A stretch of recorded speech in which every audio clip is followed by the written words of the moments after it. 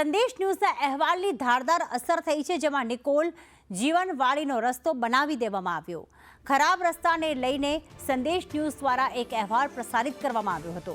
આખરે તંત્ર જાગ્યું છે. રસ્તો બનાવવાની શરૂઆત ખાડાવાળા રસ્તાથી લોકો અહીંયા ત્રસ્ત થઈ ચૂક્યા હતા અને હવે અહીંયા રસ્તો બની ચૂક્યો છે. 6 મહિનાથી લોકો ખરાબ રસ્તાથી પરેશાન હતા. ત્યારબાદ સંદેશ ન્યૂઝમાં અહેવાલ પ્રસારિત કરવામાં આવ્યો અને તાત્કાલિક તંત્ર જાગ્યું છે. લોકોની સમસ્યા જે હતી તેને ઉકેલ લાવ્યા છે, તેનું નિરાકરણ આવી ચૂક્યું છે અને આખરે રસ્તો બની ગયો છે. તો નિકોલના આપણે રસ્તા જે જોયા હતા કે જેમાં 6 મહિનાથી આ રસ્તો ખૂબ જ ખરાબ હાલતમાં હતો. વાહન ચાલકો અનેક મુશ્કેલીનો સામનો કરી રહ્યા હતા અને એવામાં જ્યારે વરસાદ વરસ્યો અમદાવાદ શહેરમાં, ત્યારે તો ત્યાં કાદવ કીચડનું સામ્રાજ્ય છવાઈ ગયું હતું.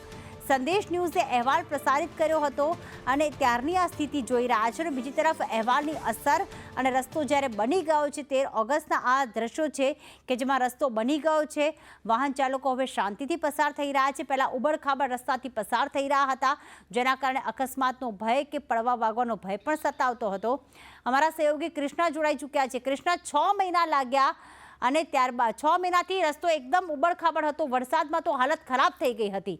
સંદેશ ન્યૂઝે લોકોની સમસ્યાને વાચા આપીને આજે લોકો ખૂબ જ સુરક્ષિત રીતે આ રસ્તા પરથી પસાર થઈ રહ્યા છે.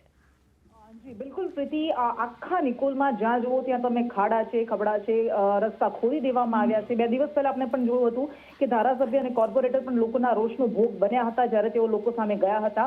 પરંતુ આ જે નિકોલ જીવનવાડી તરફનો રસ્તો છે, 6 મહિનાથી આ રસ્તા પર ખાડા ખોદવામાં આવતા હતા, પૂરવામાં આવતા હતા, પરંતુ એ રસ્તો બનાવવામાં નહોતો આવતો. છેલ્લે જ્યારે મુખ્યમંત્રી ભૂપેન્દ્ર પટેલે અધિકારીઓને આદેશ આપ્યા કે રસ્તાનું સમારકામ કરો, ત્યારે એ રસ્તા પર મોટા મોટા પથ્થર નાખવામાં આવ્યા અને તે ક્રશ કરવામાં આવ્યા અને પરિણામે રસ્તો ખૂબ જ ખરાબ હાલતમાં હતો. અનેક અકસ્માત થતા હતા દિવસના. એ દ્રશ્યોમાં પણ આપણે જોઈ શકીએ છીએ કે એક ટેમ્પો એમાં પડી જાય છે, નાનો ટેમ્પો.